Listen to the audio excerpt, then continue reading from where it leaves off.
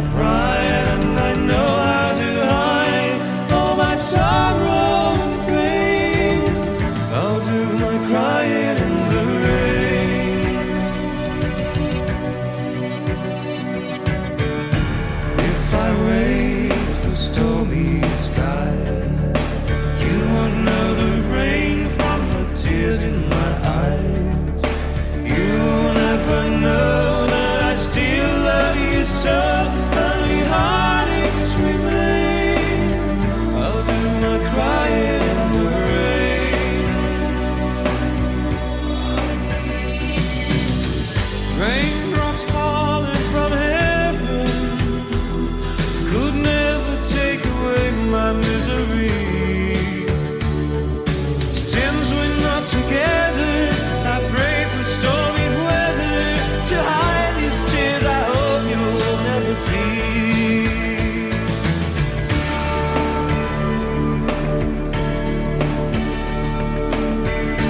Someday when my crying's done, I'm gonna wear a smile and walk in the sun. I may be a fool, but till then, darling, you'll never see me complain. I'll do my crying in the rain.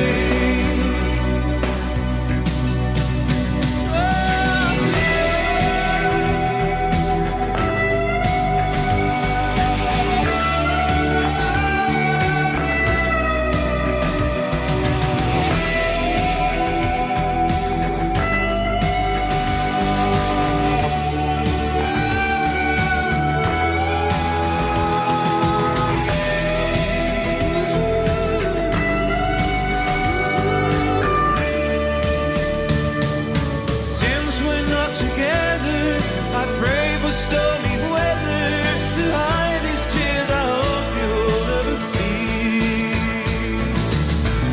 Someday when my crying's done, I'm gonna wear a smile and walk in the sun. I may be a fool, but till then, darling, you'll never see me complain. I'll do my crying in the rain. I'll do my crying in the rain. I'll do my crying in the rain.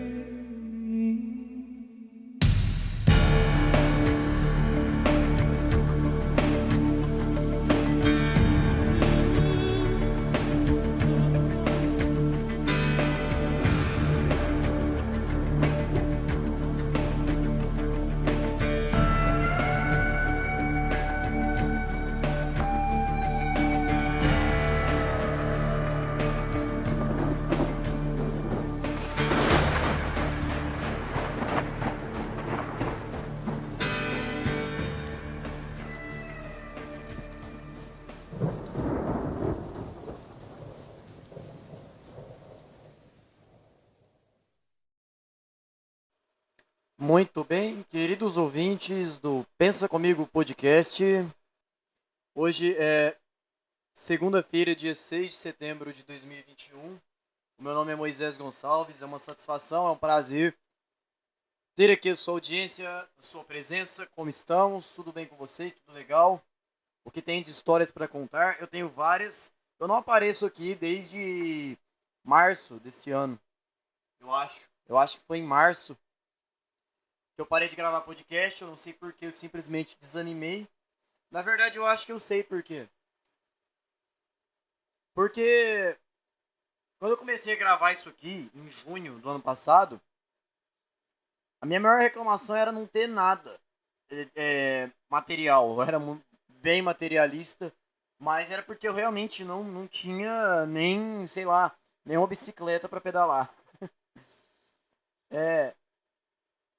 E aí o que acontece? Desde então, desde que eu comecei a gravar podcast, eu também arrumei um emprego. Ou melhor, 2 empregos. Durante a tarde eu era motoboy e à noite eu trabalhava em uma lanchonete. Eu era balconista de uma lanchonete. E aí eu fui juntando dinheiro, conseguindo as minhas coisas, uma moto, depois eu comprei um notebook. Aliás, depois eu comprei um microfone para o podcast, aí eu também eu comprei uma mesinha de som onde você conectava o microfone e o áudio vinha com mais qualidade, você podia editar melhor o som durante a gravação e tal, várias coisas. E aí eu fui conquistando algumas pequenas coisas, trabalhando, para gravar podcast, comprei umas roupas legais para sair, enfim, fui melhorando as minhas condições. Sabe como eu me senti? Eu me senti tipo o Adriano Imperador no auge da carreira dele, quando ele tinha ganho praticamente tudo e voltou a se envolver com bebida e mulherada e farra e parou de jogar futebol e foi morar na favela. Ou então como o Whindersson Nunes, que no auge da carreira dele, com mulher, avião, um monte de lugar para fazer show, milhares e milhares de inscritos no YouTube, conheceu o mundo inteiro, desenvolveu depressão e de repente se tornou outra pessoa. Entendeu? Apesar de o Adriano ser um puta jogador de futebol, né? Se a gente for jogar uma pelada com o Adriano hoje, ele vai dar um show, ele vai dar aula. Se a gente for assistir o Whindersson Nunes falar alguma coisa, a gente vai achar engraçado, porque ele é engraçado. Tá? A essência deles continua a mesma. O Adriano é um ótimo jogador de futebol. O Whindersson é um humorista bom. Eu não acho que é um dos melhores, mas ele é bom no que faz. Só que o comportamento deles mudaram, tá? É isso que aconteceu. A essência dos caras em se destacar em uma coisa, né? No esporte ou no humor, ela continua a mesma. Só que o comportamento deles ao atingir o ápice daquela condição dele de humorista ou de jogador de futebol mudou radicalmente, né? Tornando esses caras deprimidos ou até depressivos. E obedecidas às devidas escalas, respeitados respeitadas as proporções desse tipo de comparação, eu me senti no mesmo nível, na mesma situação desses caras. Eu consegui o que eu queria. Eu consegui uma moto, eu consegui um computador legal, microfone e um gravador aqui. E depois disso eu simplesmente desanimei de gravar podcast. E não o suficiente, eu parei de gravar podcast em março. Os meses de abril, maio, junho, para mim, para minha família, foram uma tragédia. O meu pai ficou doente, ele tinha câncer de próstata e por último ele descobriu uma anemia e infelizmente meu pai morreu. Só que ele nem contou pra gente que ele tinha câncer, né? Ele escondeu isso até o último instante e meio que praticamente aceitou a própria morte e no que nós entendemos hoje, eu e minha mãe entendemos hoje, ele não queria, abre aspas, dar trabalho, fecha aspas, para nós, como se cuidar dele fosse um trabalho, né? Jamais. Mas eu respeito a opinião dele, eu não vou julgar o meu pai aqui porque ele escolheu morrer dessa forma. Que foi uma escolha dele. Ele era racional, ele era capaz de pensar por ele mesmo e tomar as próprias decisões. E outra, que julgar ele nesse momento seria uma covardia, seria um julgamento à revelia, porque ele não pode se defender mais em vida. Então, cabe a mim, como ser humano, aceitar que outros seres humanos tomam certas decisões que, infelizmente, não têm a obrigação de me agradar. E outra, eu acho que o sujeito, quando ele aceita a morte, ele morre em paz, ele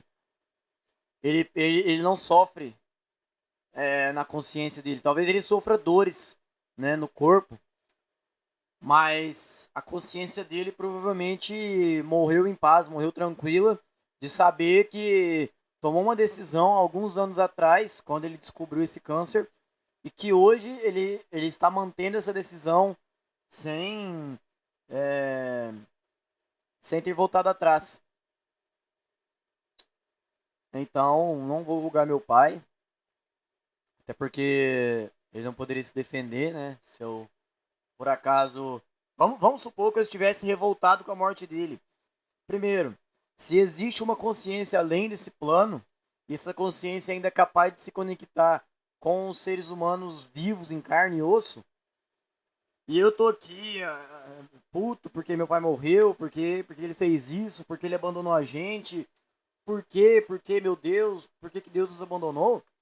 Essa consciência, se ela existir em outro plano e ela estiver ligada a mim ainda, ela vai sentir a ira que eu tô emanando pro universo. Ela vai sentir a raiva dentro de mim e ela vai se alimentar dessa raiva e vai se tornar também uma consciência com raiva. É... E segundo, ficar lamentando a morte de alguém, supondo que exista uma consciência em outra dimensão, essa consciência não vai ter paz. Aqui no mundo dos vivos, quando a gente está falando mal de alguém, é comum alguém usar a expressão de que a orelha daquela pessoa deve estar queimando agora, porque a gente está falando mal dela. Eu acho que no mundo dos mortos é a mesma coisa, se a gente fica o dia inteiro praguejando, esbravejando, que tal pessoa morreu e que não era para isso ter acontecido, aquela pessoa também não vai ter paz. Então, o meu mais profundo desejo agora é de que essa possível consciência, essa consciência hipotética do meu pai, esteja em paz, esteja num lugar legal e tenha sido acolhida por pessoas, por almas boas, que levem ele para um local de paz e muita luz e muito conforto. Tanto que no dia que meu pai estava para morrer, algumas horas antes, eu fiz uma pequena prece. Eu falei com Deus. Eu disse: Deus, você conhece a minha vontade, você conhece o meu desejo. Eu gostaria de passar muitos anos com os meus pais ainda vivos e dar muito orgulho para eles. Mas se for da sua vontade que o meu pai morra, eu peço duas coisas. A primeira, que ele morra em tranquilidade e ciente do que está acontecendo. E a segunda, que tanto eu como a minha mãe e a outra filha dele, que nós tenhamos força suficiente para superar, para lidar com essa situação, tá? Não nos deixe desamparados. Amém. Foi isso que eu pedi para Deus horas antes de o meu pai passar mal. E também eu não julgo as pessoas que fazem escândalo em velório, que não se conformam com a morte do pai, da mãe, do marido, da avó, do avô. Eu não julgo essas pessoas. Não é fácil lidar com a morte, não é fácil lidar com uma ideia de que aquela pessoa em carne e osso, ela não existe mais, ela não fala, ela não respira, ela não interage. E principalmente com uma ideia mais difícil ainda, que é a incerteza de que essa pessoa vai passar para um plano que nós não conhecemos. Porque nós, enquanto seres humanos de carne e osso, nós não experimentamos um plano além do que é a morte. Aliás, além do que é a vida. Nós não experimentamos a ideia de não participar de um corpo físico, mas de ter uma consciência fora desse corpo. Então, tudo que nós temos são cogitações, são pequenas evidências, mas nós não temos uma prova concreta, nós não temos vários e vários casos totalmente evidentes de que sim, uma consciência ela pode ocupar outro espaço que não seja um corpo físico. E essa é a pior ideia E esse é o pior sentimento que nós temos em relação à morte.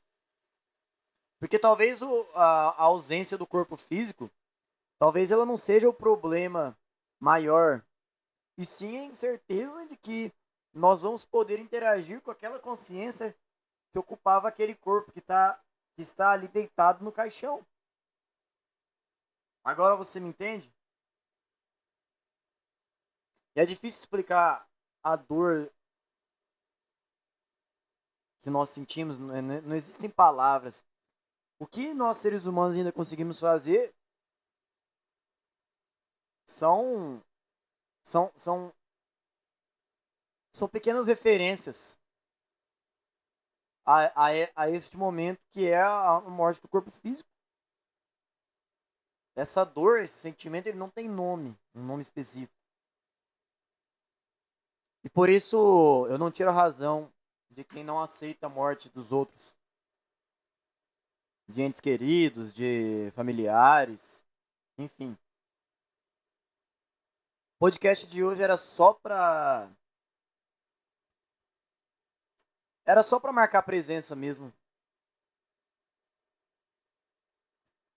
É, Depois de uns dias que meu pai morreu, eu peguei o celular dele, abri o YouTube que ele usava. E as duas últimas músicas que constavam no histórico dele são essas músicas que vão tocar agora no final do podcast. Aliás, uma que tocou no começo e outra que vai tocar agora no final. Eram as duas últimas músicas que meu pai ouviu. É isso, é isso. Fiquem todos com Deus e até um próximo podcast. Você que está ouvindo, me manda um e-mail aí, me conta uma história, que eu adoro ler histórias e dar palpites também. E futuramente eu quero me desprender um pouco da ideia de que eu sou especial. Quero contar algumas histórias cabulosas que aconteceram comigo, ainda depois da morte do meu pai também. É isso, fiquem todos com Deus e até o próximo. Fui.